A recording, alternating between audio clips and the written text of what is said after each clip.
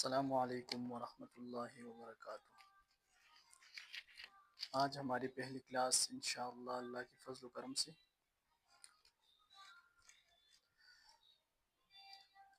تجوید کے بارے میں ہے۔ تو تجوید کے بارے میں سب سے پہلے ہم سیکھیں گے تجوید کی تعریف، موضوع، غرض و غایت اور فائدہ انشاءاللہ تعالی۔ تجوید کی تعریف، موضوع، غرض، غایت۔ میں ویڈیو کو اسٹاپ کر لیتا ہوں، پہلے لکھتا ہوں پھر رن کرتا ہوں۔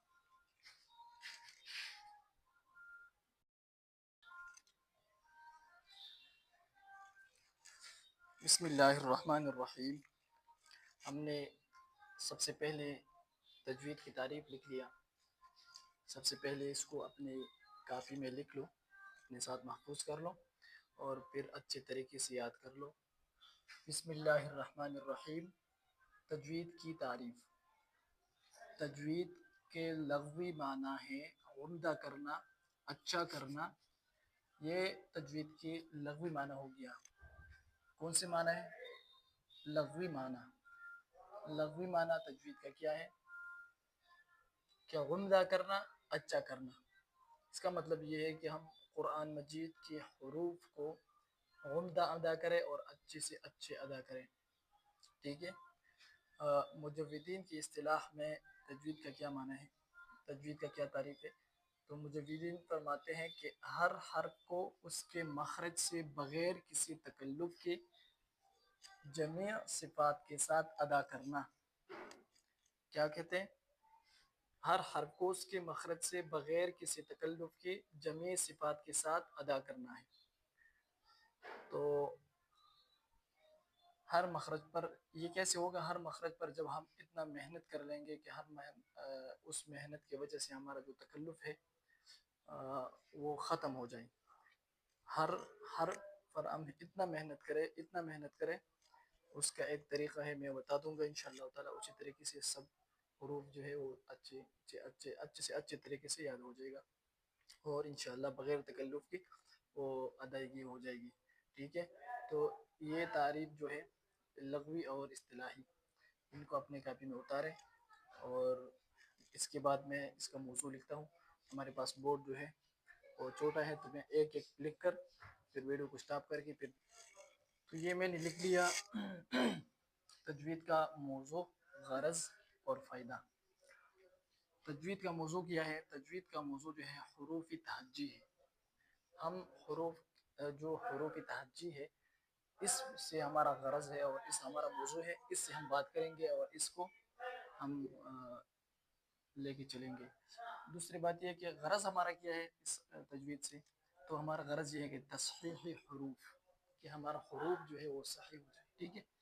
اچھا، اس صحیح کرنے کا فائدہ کیا ہے؟ فائدہ اللہ تعالیٰ کی رضا و خوشنودی۔ فائدہ کیا ہے؟ اللہ تعالیٰ کی رضا اور خوشنودی اور دونوں جہانوں میں کامیابی حاصل ہونا۔ تو یہ چیزیں اپنی کاپی میں لکھ لو، اس کو اچھی طرح یاد کر لو، ٹھیک ہے۔ تجوید کا تعریف، غرض اور فائدہ، ٹھیک ہے، اس کو لکھ لو۔ آپ کو دکھائی دے رہی ہے، ٹھیک ہے۔ ہمارے پاس لائٹ کی تھوڑی کمی ہے۔ اچھا، اب میں نے یہ لکھ لیا۔ یہ کچھ اصطلاحات ہے، اس کو بھی یاد کر لیں۔ اس میں سے سب سے پہلے زبر، زیر، پیش، ساکن، مشدد اور تنوین۔ یہ چیزیں جو ہے یہ ہم کہاں پر استعمال کریں گے اور اس کو کیسے پہچانیں گے، ٹھیک ہے۔ تو ہمارے پاس جو ہے سب سے پہلے حرکات ثلاثہ جو ہے نا وہ 3 ہیں، زبر، زیر، پیش، ٹھیک ہے۔ پھر یہ 3 جو ہے ساکن، مشدد اور تنوین۔ تو ہمارے پاس سب سے پہلے زبر۔ ہمارے اتنا اچھا قسمت ہے کہ بجلی بھی چلی گئی، تو آپ اس کو پہلے ہوتے اس کی لکھ لیں اپنے پاس، ٹھیک ہے۔ اس کے بعد جو ہے زبر، زیر اور پیش کو عربی میں حرکات ثلاثہ کہتے ہیں، ٹھیک ہے۔ جس حرف پر حرکت ہو اسے متحرک کہتے ہیں. زبر کو عربی میں فتح اور نصب بھی کہتے ہیں، اور جس طرح حرف پر زبر ہو اسے مفتوح کہتے ہیں اور منصوب بھی کہتے ہیں. زیر کو کسرہ اور جر کہتے ہیں، اور جس حرف کے نیچے زیر ہو اسے مکسور اور مجرور کہتے ہیں. پیش کو ضمہ اور رفع کہتے ہیں، اور جس حرف پر پیش ہو اسے مضموم اور مرفوع کہتے ہیں. ساکن ایسا حرف جس پر کوئی حرکت نہ ہو ساکن کہلاتا ہے، یعنی مجزوم ہو. جیسے قل کا لام ہے، قاف لام پیش قل لام کے اوپر جو نشان ہے اس کو مجزوم کہتے ہیں، ساکن بھی کہتے ہیں. اور مشدد جس حرف پر مشدد ہو جس حرف پر شد ہو اسے مشدد کہتے ہیں. اور تنوین کی تعریف یہ ہے کہ 2 زبر 2 زیر اور 2 پیش کو تنوین کہتے ہیں، بلکہ تنوین کی علامت ہے. ٹھیک ہے، تو ان چیزوں کو آج اپنے کاپی میں اتارے لکھ لے اور یاد کر لے، اور انشاءاللہ تعالی 2 دن بعد جو ہے انشاءاللہ دوسری کلاس جو ہے وہ تیار ہو جائے گی. جزاک اللہ.